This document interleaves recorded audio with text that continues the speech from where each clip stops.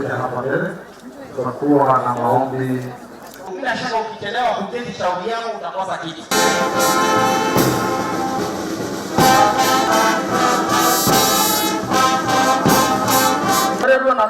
Na unajua magrupu yetu waifanya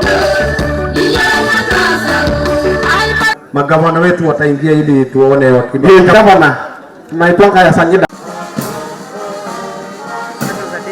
Nafikiri tu nisisitize kwamba wiki ijayo ni wiki ya census na ni vyema tuhakikishe kwamba tumehesabiwa kama vile Gavana Kimemi alitueleza. Tusipohesabiwa allocation ya resources itapata upungufu. Nimeona ule mpango wa NHIF ambayo mbuzi moja afya bora, hiyo ni kitu ya kujifunza.